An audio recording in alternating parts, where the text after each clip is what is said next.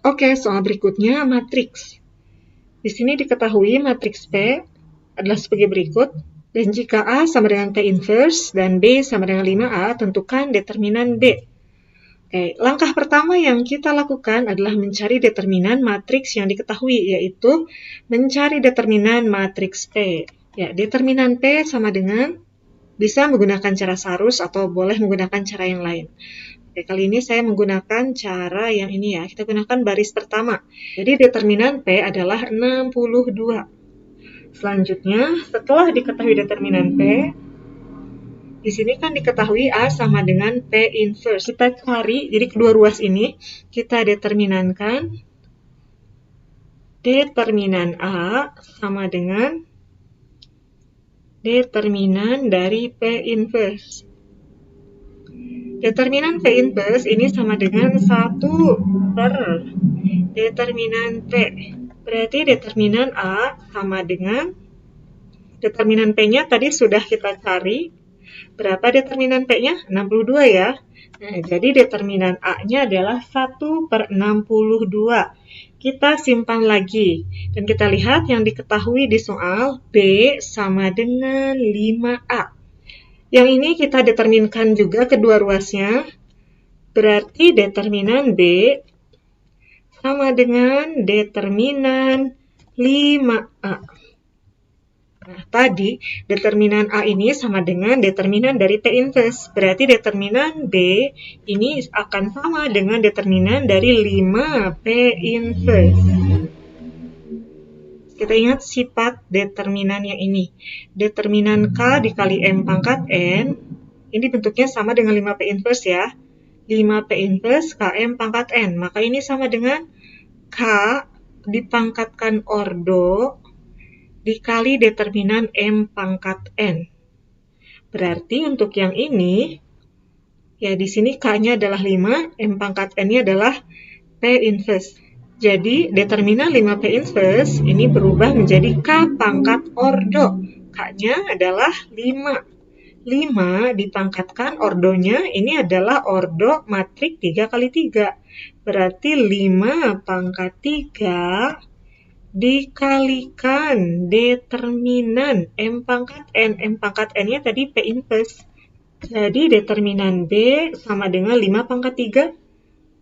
125 dikalikan determinan dari P inverse. Determinan A sama dengan determinan P inverse. Berarti determinan A sama dengan determinan P inverse sama dengan hasilnya 1 per 62. Maka di sini dikalikan 1 per 62. Jadi determinan B-nya adalah 125 dibagi 62. Nomor berikutnya diketahui matriks P sama dengan sebagai berikut dan matriks Q sebagai berikut. Agar PQ tidak mempunyai inverse, nilai B adalah, nah syarat tidak punya inverse itu berarti determinannya sama dengan 0. Berarti agar PQ tidak mempunyai inverse, maka determinan P dikali determinan Q sama dengan 0. Atau kita tulis seperti ini, ya kita cari determinan P-nya, perkalian diagonal pertama dikurangi perkalian diagonal kedua. 2A dikalikan B tambah 1. Dikurangi diagonal 2-nya A kali 1. A ya. Dikalikan determinan Q. Determinan Q-nya perkalian diagonal 1 dikurangi perkalian diagonal 2. 2 kali 3, 6 dikurangi 4 dikali min 1, negatif 4. Berarti 6 dikurangi negatif 4, 6 ditambah 4 sama dengan 0. Kita kalikan ini 2A dikali B, 2AB. 2A dikali 1, 2A dikurangi A. Dikalikan 6 tambah 4, 10. Dikalikan 10 sama dengan 0. 2A dikurangi A sama dengan A ya. Berarti di sini 2AB ditambah A dikalikan 10 sama dengan 0. Berarti 2AB ditambah A sama dengan 0 dibagi 10. 0 dibagi 10, 0 ya. Selanjutnya kita perhatikan 2AB ditambah A. Kita ubah bentuknya. A-nya kita keluarkan. A dikalikan 2B ditambah 1 sama dengan 0. Kemudian 2B ditambah 1 sama dengan 0 dibagi A. Kedua ruas, untuk menghilangkan A, kedua ruas kita bagi dengan A. 2B tambah 1 dikali A dibagi A, hasilnya 2B tambah 1. Kemudian 0 dibagi A, hasilnya 0. 2B tambah 1 sama dengan 0, jadi 2B sama dengan negatif 1. Maka B sama dengan negatif 1/2.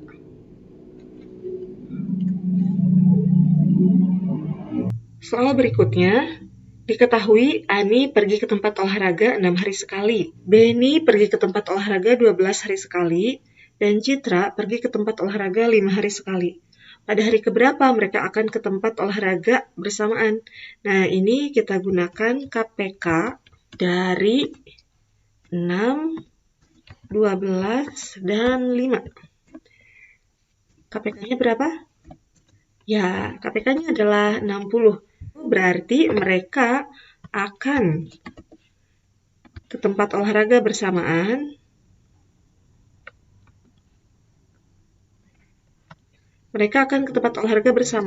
pada hari ke-60. Soal berikutnya tentang logika matematika. Pernyataan jika X lebih dari 10, maka X lebih dari sama dengan 5, ekuivalen dengan, nah ini bentuk jika maka atau bentuk P, maka Q kan ekuivalen atau senilai dengan negasi P atau Q. Berarti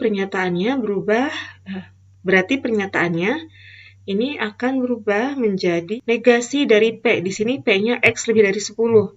Berarti negasi atau ingkaran dari X lebih dari 10 adalah X kurang dari sama dengan 10 atau Q. Q-nya tetap ya, X lebih dari sama dengan 5. Nah, jadi pernyataannya berubah menjadi seperti ini. Atau bisa juga kemungkinan kedua. Bentuk implikasi jika P maka Q ini akan senilai dengan kontraposisinya. Berarti P maka Q ekuivalen dengan jika negasi Q maka negasi P. Jadi pernyataannya berubah menjadi jika negasi Q.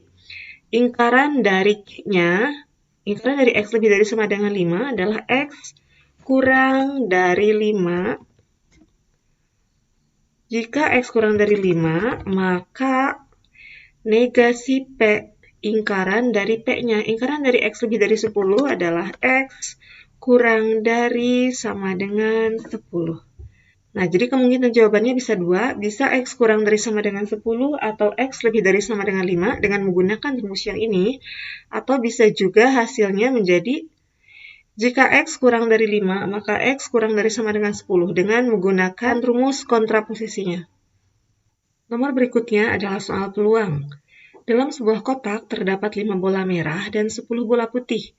Jika diambil 2 bola secara bersamaan, peluang terambilnya 2 bola berwarna sama adalah, nah berarti peluang terambilnya 2 bola berwarna sama, ini bisa terambilnya 2 bola merah atau terambilnya 2 bola putih.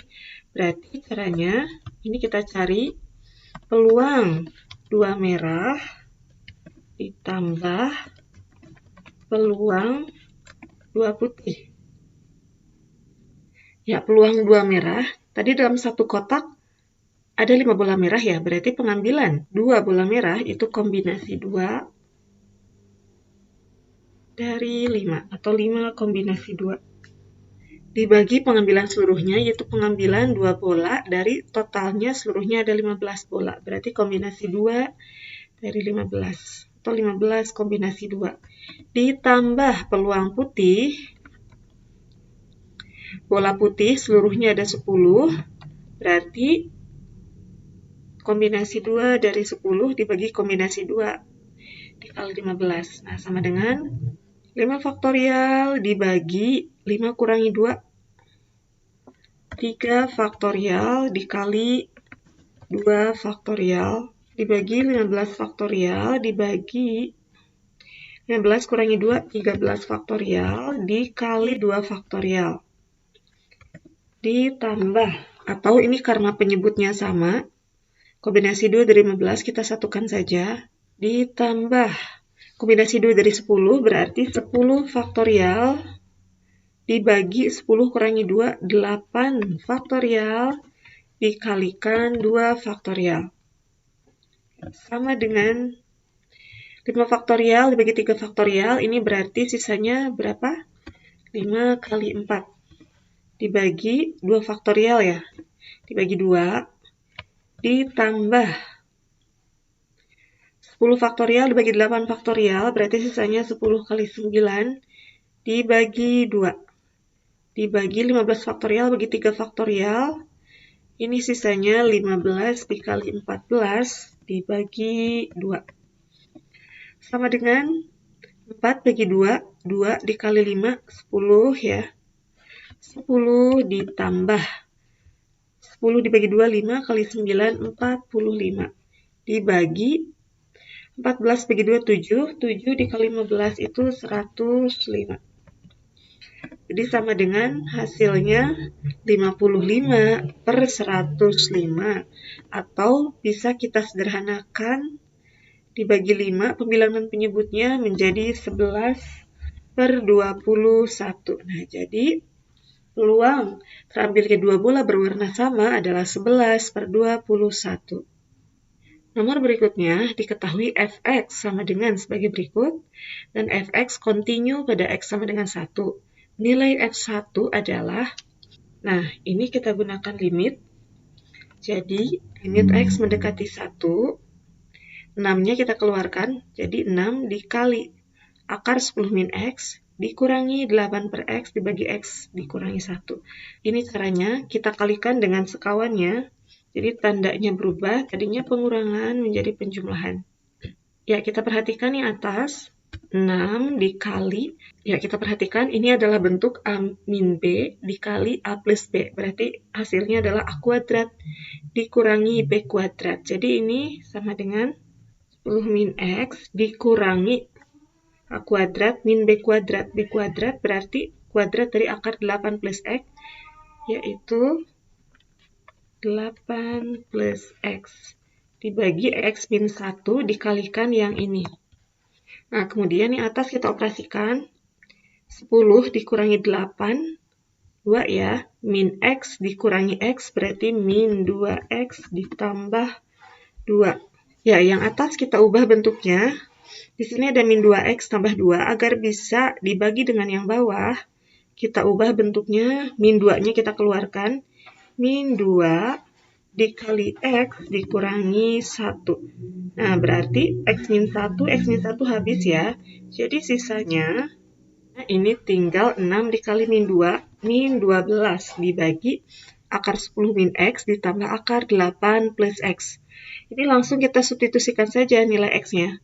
Jadi sama dengan, ya x-nya kita substitusikan, jadi akar, di sini akar 10 dikurangi 1 ditambah akar 8 ditambah 1. Jadi sama dengan negatif 12 dibagi akar 10 dikurangi 1 itu akar 9 ya, akar 9 3 ditambah akar 8 tambah 1 akar 9 3, jadi sama dengan min 12 per 6, jadi hasilnya negatif 2. Soal berikutnya adalah geometri ruang atau dimensi 3. Nah, di sini diketahui balok ABCDFGH seperti gambar berikut, di mana panjang AB 24 cm, BC 18, dan CG 40. Tentukan jarak titik B ke garis DF. Jarak B ke DF. Nah, ini kita tarik garis dari titik B ke garis DF. Tarik garis yang tegak lurus dari B ke DF. Ya, misal di sini Setelah ditarik yang tegak lurus, ini titik potongnya adalah titik O, berarti yang kita cari adalah panjang BO. Dan kita menghitungnya menggunakan segitiga DFB. Ya, kita keluarkan segitiganya jadi seperti ini. Ya, tadi panjang BF 40, panjang DB belum diketahui ya. Panjang DF juga belum diketahui, jadi kita cari dulu panjang DB atau BD dan panjang DF-nya. Yang pertama kita cari dulu panjang BD. Untuk mencari panjang BD, BD ini kan diagonal bidang ABCD. Berarti untuk mencari panjang BD, kita gunakan segitiga ADB atau segitiga DBC. Akar dari, ya misal kita gunakan segitiga BDC ya, berarti siku-sikunya ada di C. Untuk mencari BD, akar dari BC kuadrat ditambah DC kuadrat. BC-nya 18, berarti 18 kuadrat ditambah DC-nya 24. 24 kuadrat. 18 kuadrat itu 324 dan 24 kuadrat itu 576. 576. Jadi BD sama dengan akar dari 324 ditambah 576, 900. Jadi panjang BD adalah 30 cm. Panjang BD sudah diketahui, selanjutnya kita cari panjang DF. Ya, untuk mencari panjang DF, kita gunakan segitiga DBF. Kita gunakan segitiga DBF, yang mana DB-nya tadi sudah kita ketahui yaitu 30 cm, dan BF-nya adalah tinggi balok ya, BF-nya adalah 40 cm. Berarti untuk mencari panjang DF ini sama dengan akar dari FB pangkat 2 ditambah BD kuadrat. Ya, FB-nya 40, berarti 40 kuadrat ditambah BD-nya tadi sudah kita cari yaitu 30 kuadrat. Jadi DF sama dengan akar dari 40 dikuadratkan itu 1600 ditambah 30 kuadrat 900.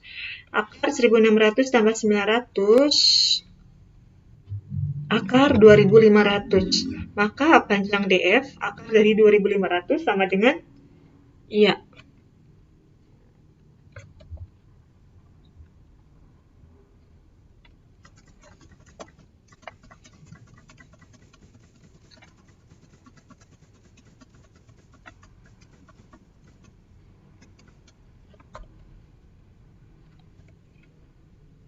akar 2500 yaitu 50.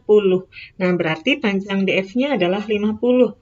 Nah, kita sudah mendapatkan sisi-sisi dari segitiga DBF, berarti langsung kita bisa mencari panjang BO-nya berapa. Kita gunakan rumus luas segitiga, alas kali tinggi dibagi 2. Ya, kita perhatikan segitiga BDF. Di sini jika alasnya DF, maka tingginya BO ya. Dan jika alasnya DB, maka tingginya adalah BF. Ya, kita gunakan rumus luas segitiga, berarti BO dikali DF dibagi 2 sama dengan BD dikali BF dibagi 2. Ya, di sini 2-nya habis ya, 2 habis. Berarti BO dikali DF-nya tadi 50 sama dengan BD-nya itu 30 dikali BF-nya 40. Jadi BO sama dengan 1200 dibagi 50. Hasilnya 24. Nah, jadi jarak titik B ke DF atau BO adalah 24 cm.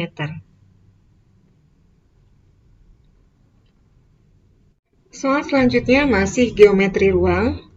Diketahui kubus ABCDFGH dengan rusuk 8 cm. Titik P tengah-tengah diagonal BG. Jarak titik P ke garis EG adalah, nah di sini kita tarik garis EG, garis EG diagonal bidang ya. Yang ditanyakan jarak titik P ke tengah-tengah EG, di mana titik P merupakan titik tengah dari BG. Ya, kita gambar garisnya. dan kita tarik garis yang tegak lurus dari titik P ke EG. Misal di sini kita namakan titik O. Berarti jarak dari P ke EG adalah PO. Nah, segitiga yang kita gunakan kali ini berarti segitiga EPG, atau kita keluarkan segitiganya menjadi seperti ini. Ya, di mana panjang PG adalah setengah dari diagonal bidang BG. Rusuknya 8 cm, berarti diagonal bidangnya adalah 8 akar 2. Maka setengah diagonal bidangnya adalah 4 akar 2. Jadi panjang PG adalah 4 akar 2. Selanjutnya EG. EG ini diagonal bidang, berarti diagonal bidangnya adalah 8 akar 2. Atau panjang EG adalah 8 akar 2. Yang belum kita ketahui adalah panjang dari EP. Nah, berarti sekarang kita cari dulu nilai dari EP-nya berapa. Untuk mencari EP, kita gunakan teorema Pythagoras. Segitiga EPG. Berarti EP sama dengan akar dari EG kuadrat dikurangi PG kuadrat.